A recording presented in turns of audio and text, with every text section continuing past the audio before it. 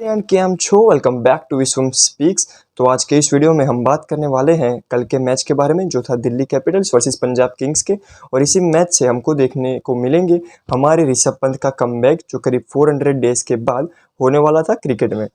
तो चलिए शुरू करते हैं कल के मैच के एनालिसिस के बारे में। तो सबसे पहले पंजाब किंग्स ने टॉस जीतकर बॉलिंग चुनी थी, जो मेरे लिए एक सरप्राइजिंग डिसीजन था क्योंकि उनके पास अच्छे खासे बॉलर्स थे जो कोई भी टारगेट को डिफेंड कर सकते थे। और दोपहर का मैच था तो ड्यू भी इतना फैक्टर होने वाला नहीं था, लेकिन नो प्रॉब्लम। बाद में दिल्ली कैपिटल्स की जो मुझे सबसे सरप्राइजिंग चीज़ लगी वो थे उनके 4 ओवरसीज प्लेयर।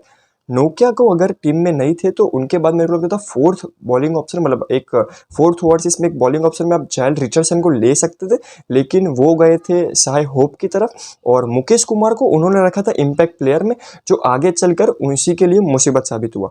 तो स्टार्टिंग में पावर प्ले में उनकी बहुत ही बढ़िया बैटिंग रही, लेकिन कंजिक्यूटिवली विकेट्स जाते रहे।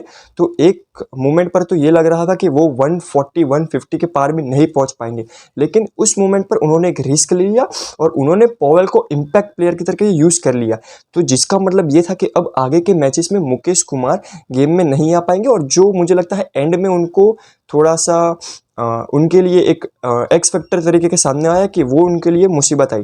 लेकिन पॉवेल का डिसीजन भी उनके पास एक रिस्क के साथ रिवॉर्ड लेके आया था।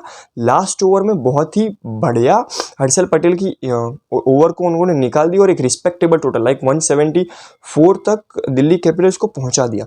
और अगर अब हम बात करें हर्षल पटेल की, थ्रू आउट द मैच उनका बहुत ही बढ़िया बॉलिंग परफॉर्मेंस रहा था। उन्होंने 3 विकेट्स निकाल लिए थे, वो भी टॉप ऑर्डर के विकेट्स निकाले थे, और एक ओवर उनकी आगे पीछे होती रहती है। और जैसे मैंने बताया था मेरे प्रिडिक्शन वाले वीडियो में कि हर्षल पटेल कम से कम 2 या 3 विकेट लेंगे और दिल्ली के कैपिटल्स में भी 40 to 50 रन पावर प्ले में बन सकते थे, तो वो मेरे प्रिडिक्शन अभी तक के टिप टॉप रहे थे।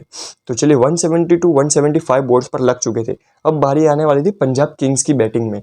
तो पंजाब किंग्स की बैटिंग को देखने के लिए मैंने एकदम सही से था, क्योंकि मेरे को लग रहा था कि अच्छे प्रॉमिसिंग ओपनर्स है उनके पास और स्टार्ट उन्होंने भी बढ़िया दिया था नॉनदलेस। लेकिन एक और मुसीबत पावर प्ले में आ गई कि उनके ईशांत शर्मा इंजर्ड हो चुके थे।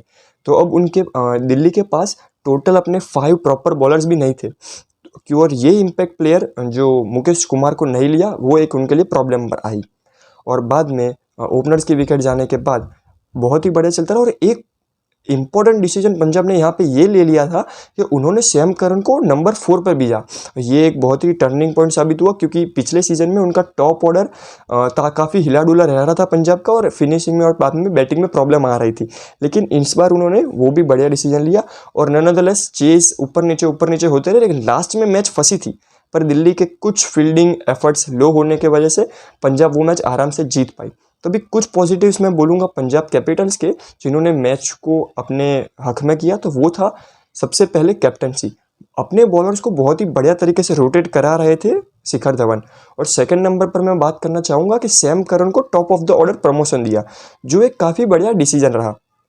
अब अगर हम बात करें कि कौन से पॉइंट्स थे जो दिल्ली के फेलियर को इम्पैक्ट किए, तो वो होंगे सबसे पहले उनका इम्पैक्ट प्लेयर का, कि मुकेश कुमार को आपको मुझे लगता था कि प्लेइंग 11 में होने चाहिए थे। और सेकंड, कोई भी एक फोर्थ ओवरसीज प्लेयर की जगह पे रायल रिचर्डसन आ सकते थे। But nonetheless it was one of the बहुत ही बढ़िया मैच रहा। ऋषभ पंत का कमबैक देखने के बाद हमको खुशी मिली। कोई बात नहीं, अगर अब इससे गेम इंप्रूव होगा तो okay guys, that's all from my side. मिलते हैं एक और नई वीडियो के साथ, तब तक के लिए इस वीडियो को लाइक कीजिए, चैनल को सब्सक्राइब कीजिए और टेक केयर। Thank you.